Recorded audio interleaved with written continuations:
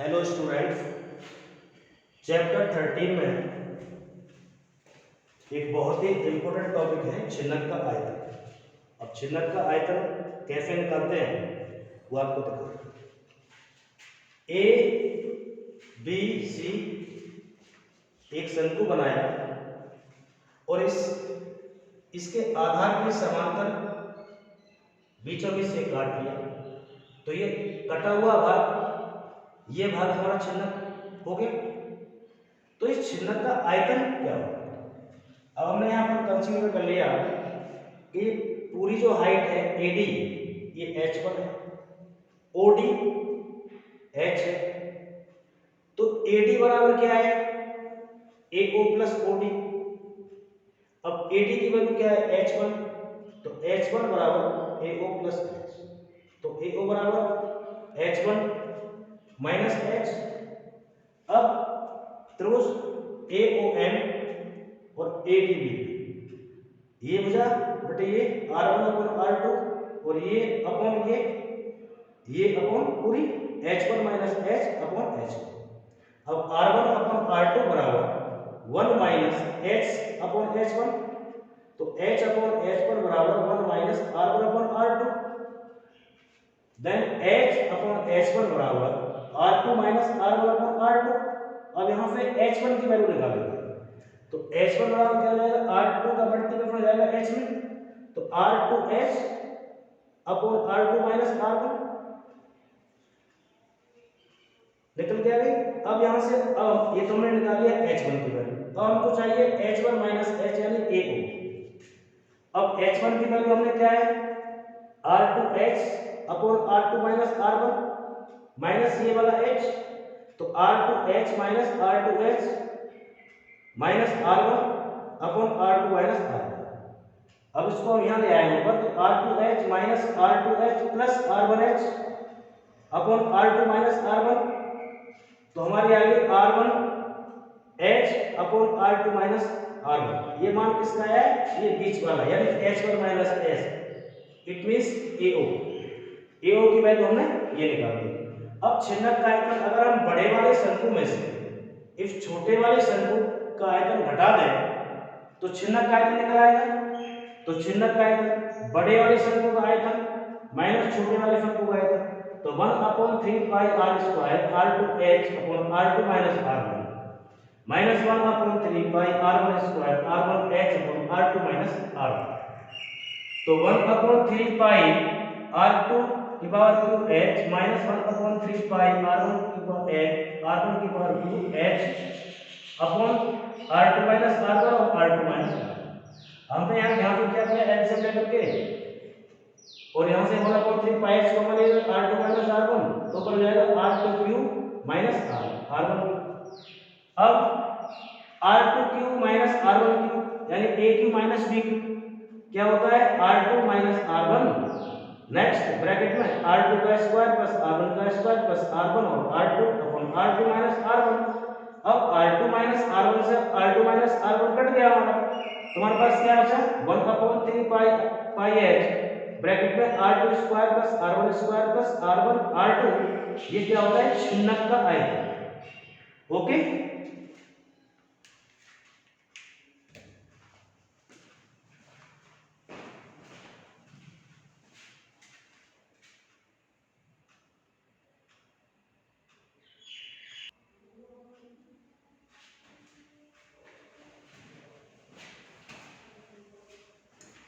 अब जिस तरह से भी आपको छिन्नक का आयतन निकाल कर दिखाया, उसी तरह से छिन्नक का पृष्ठीय क्षेत्रफल भी निकाल के दिखाएंगे।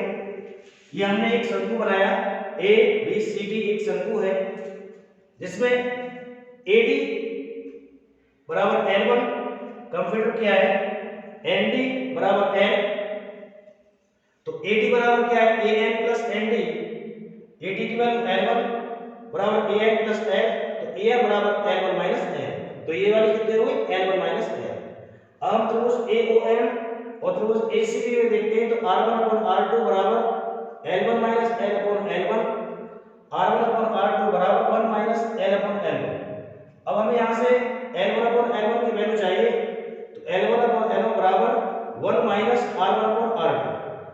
तो L अपॉन L1 बराबर R2 minus R1 upon R2। अब यहां से L1 की वैल्यू निकालेंगे तो L1 बराबर हो जाएगा R2 L upon R2 minus R1। ये हमने L1 की वैल्यू निकाल ली। अब हमको चाहिए AN की, और AN क्या है? L1 minus L। तो AN यानी L1 माइनस L बराबर R2 L minus L upon R2 minus R1। LCM ले लिया R2 माइनस R1, तो R2 L minus L bracket में R2 माइनस R1, तो R2 L minus R2 L plus R1 L। अब R2 minus R1 upon ये हो गया। अब R2 L minus R2 L ये कट गया, तो क्या बचा हमारे पास? R1 L upon R2 minus R1। ये हमारा क्या बचा? AN के लीजिए चाहे L1 L माइनस L की वैल्यू के लीजिए। अब हमको चिन्ह का प्रश्न क्षेत्रफल निकालना है। चिन्ह हमारा कौन सा है? MBDN, यानी BNBD, जो ये वाला पार्ट है, हमें इसका पृष्ठ क्षेत्रफल निकालना है। तो बड़े वाले शंकु के पृष्ठ क्षेत्रफल में से छोटे वाले शंकु का पृष्ठ क्षेत्रफल घटा दीजिए। तो पाई R2 L1 minus pi R1 L1 minus L, तो पाई R2 L upon R2 minus R1 minus pi R1 L upon R2 minus R1। अब यहाँ मल्टीप्लिकेशन क्या है इसका? हमने पाई R2 square L minus pi R1 square L, पाई R2 square L upon R2 minus R1 minus pi R1 square L upon R2 minus R1। L से ले लिया, L से आया R2 माइनस R1, तो पाई R2 square L minus pi R1 square L। अब यहाँ से क्या है? पाई L हमने यहाँ से कॉमन ले लिया, तो बचा हमारे पास क्या? R2 square minus R1 square upon R2 minus R1। अब R2 square minus R1 square यानी A square minus B square. तो खोल दिया पाई L ब्रैकेट में R2 प्लस R1 ब्रैकेट में R2 minus R1 upon R2 minus R1। अब R2 minus R1 से ये कट गया हमारा, तो क्या बचा? पाई L ब्रैकेट में R2 प्लस R1।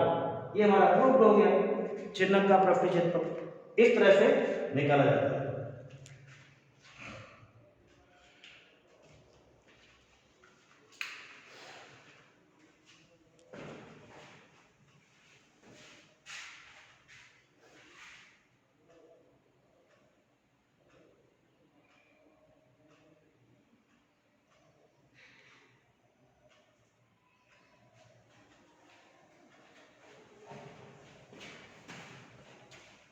एक्सरसाइज 13.5 का पहला क्वेश्चन है कि व्यास 3 mm वाले तांबे के तार को 12 सेंटीमीटर लंबे और 10 सेंटीमीटर व्यास वाले एक बेलन पर इस प्रकार लपेटा जाता है कि यह बेलन के बकपृष्ठ को पूरी तरह ढक लेता है। तो तार की लंबाई और द्रव्यमान ज्ञात कीजिए, ये मानते हुए कि तांबे का घनत्व 8.88 ग्राम प्रति सेंटीमीटर। देखिए तार का व्यास 3 mm है, तो इसको सेंटीमीटर बनाया दिए हो गया, त्रिज्या हो गई इसकी 3.20। बेलन की जो लंबाई जो हाइट है बेलन की वो 12 सेंटीमीटर की है। तो चक्रों की संख्या में तार के व्यास से भाग दे दिया, 12/3/10, तो 12/10/3 यानी 40 चक्र। अब बेलन का व्यास कितना है? 10 सेंटीमीटर, त्रिज्या कितनी है? 5 सेंटीमीटर। एक लपेटे में यानी प्रति 2 पाई r, तो 2 × पाई × r है 10। एक चक्कर में इतना हो गया, तो 40 चक्रों में 10 पाई इंटू ये 400 पाई। अब इसमें 400 गुणा 14 12 × 56 सेंटीमीटर 40 चक्रों में तार लपेटा। अब तार का आयतन ज्ञात करना है, तो पाई r स्क्वायर x, पाई की वैल्यू 3.14, r की वैल्यू 3/20 इंटू 3.20, एच की तार की लंबाई निकाली है 1256, तो मल्टीपल करके आ गया ये 35 49 4.56/400 भाग दिया 88.7364 ग्राम सेंटीमीटर। ये तार का आयतन आ गया। अब तार का द्रव्यमान निकालना है। अब हमको पहले से वो दे रखा है, अब इसका जो द्रव्यमान निकालने के लिए आयतन इंटू घनत्व, तार का घनत्व दे रखा है 88.7364 इंटू 888, बटे 1000, क्या आ गया 787.1। तो हमारे पास क्या आ गया 778 ग्राम लगभग।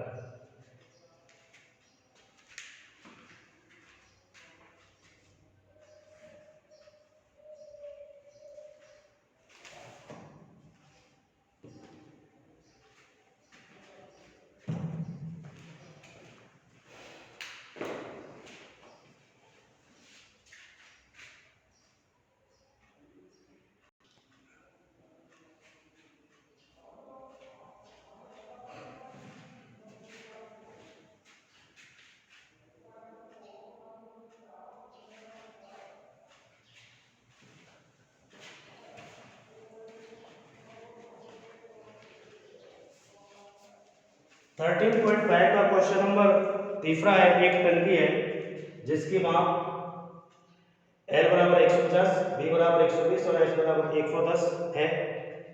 इसमें उपलब्ध जो पानी है 129600 CMQ है। इस टंकी में कुछ क्षेत्र वाली ईंटें डाली जाती हैं और जब तक टंकी पूरी ऊपर तक भर न जाए और प्रत्येक ईंट अपने आयतन का 1/17 भाग पानी सोखती है और प्रत्येक ईंट की माप दे रखी है। तो टंकी में कुल कितनी ईंटें डाली ये हमको लिखा है। ईंटों की संख्या निकाली है। तो टंकी की माप L बराबर 150, B बराबर 120, H बराबर 110। तो टंकी का आयतन L × B × H ये आ गया हमारा 198000 CMQ। इतना पानी इसमें आ सकता है। अब इस टंकी में जो उपलब्ध पानी है 129600 CMQ है। तो कितना पानी और आ सकता है, यानी शेष कितना है, इसमें से घटा दिया तो 18, 50, 416 इतना पानी अभी उसमें और आ सकता है। इतना भाग उसका खाली है। ईंट की माप L बराबर 22.5, B बराबर 7.5, H बराबर 1। तो ईंट का आयतन हमें निकालना है। तो 22.5 गुणा 7.5 गुणा 6.5 तो गुणा करके आया 1096.8 अब पानी सोखती है 1/17 भाग, तो इसका 1/17 भाग हो गया। अब माना कि हमने उसमें x ईंट डाली तो x ईंट का आयतन क्या होगा, जब उसमें x ईंट डाली ये तो हमारा सोखता है तो x ईंट का आयतन, तो ये माना कि हमने उसमें x ईंट डाली तो इतना भाग पानी सोखेगा तो ये जाएगा हमारा x × 1096875। ये x ईंट का आयतन हो गया हमारा किसका, x ईंट का आयतन। ये हमारा किसका हो गया x। अब x ईंट का जो आयतन जो हमारा जो आया है ये आया है x ईंट का आयतन, ये हमारा आ गया। अब 1/17 भाग सोखती है उसका तो 1/17 भाग हो जाएगा उसमें। तो 1096.875 प्लस जितना पानी हमारा बैलेंस है बराबर है। अब इसका x ईंट का आयतन माइनस, अब ये इसका भाग 1/17 भाग है तो x ईंट के आयतन का 1/17 भाग बराबर ये, तो ये 1096.877 x माइनस x अपॉन ये बराबर है।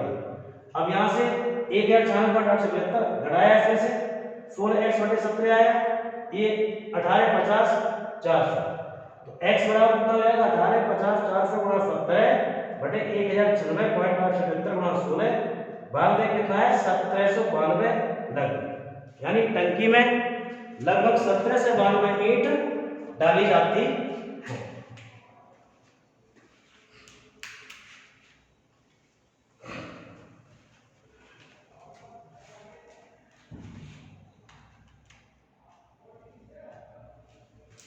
ये हमारा x ईंट का आयतन है।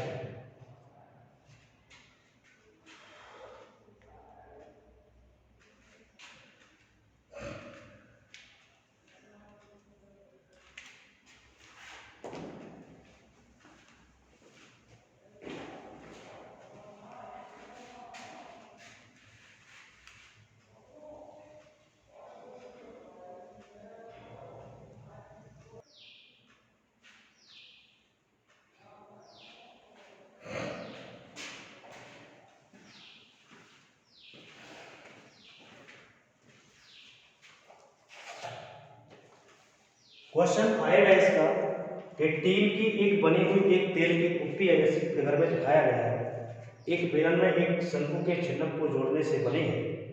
इसकी कुल ऊंचाई 22 सेंटीमीटर है। बेलनाकार भाग का व्यास 8 सेंटीमीटर है। कुप्पी के ऊपरी सिरे का व्यास 18 सेंटीमीटर है। तो इसको बनाने में लगी टीन की चादर का क्षेत्रफल क्या था? ये हमारी कुप्पी है। बेलनाकार भाग जो भाग है इसका व्यास 8 सेंटीमीटर है। बेलनाकार भाग की जो ऊंचाई है या लंबाई 10 सेंटीमीटर है। तो बेलन का व्यास 8 सेंटीमीटर, तो बेलन की त्रिज्या हो जाएगी 4 सेंटीमीटर। तो बेलन का पृष्ठ क्षेत्रफल 2 पाई आर एस, तो 2 × 22/5 गुणा 4 × 10 गुणा करके आया 17/5/5। अब पूरी जो कुप्पी है इसकी जो हाइट है यानी लंबाई 12 सेंटीमीटर की है और बेलन की कितनी है 10, तो छिन्नक की कितनी हो गई भाई? इसमें से बेलनाकार भाग घटा देंगे तो इस वाले पोर्शन की रह जाएगी। तो D1 कितना है हमारा ऊपरी भाग 18, R1 कितना हो जाएगा 18/2 बराबर 9, D2 कितना है 8, R2 कितना हो जाएगा 4। अब छिन्नक की ऊंचाई कितनी हो जाएगी? 22 में से 10 घटा देंगे तो क्या रह जाएगा? इस भाग की कितनी रहेगी 12 h। अब छिन्नक का पृष्ठीय क्षेत्रफल निकालने के लिए हमको छिन्नक की ऊंचाई चाहिए, तो L बराबर √h² plus R1 minus R2 का स्क्वायर। अब h की वैल्यू कितनी है 12, R1 का मान कितना है 9, R2 का कितना है 4, तो L बराबर 12 का वर्ग करें कितना है 144, 9 में 4 गए 5 25, ये कितना है 169, ये कितना है 13 सेंटीमीटर। तो छिन्नक का पृष्ठीय क्षेत्रफल क्या होता है? पृष्ठीय क्षेत्रफल होता है पाई L R1 प्लस R2, तो 22/7 गुणा 13 और 9 प्लस 4, तो 22/7 गुणा 13 गुणा 13 37, 18/7। तो कुल पृष्ठीय क्षेत्रफल कितना आ गया इस कुप्पी का? 17/5/5 प्लस 37 18/7, तो जोड़ क्या है 54 78/7 cm, यानी इतनी 54 78/7 cm चादर की आवश्यकता होगी इस तेल की कुप्पी को बनाने के लिए। अंडरस्टैंड? ओके।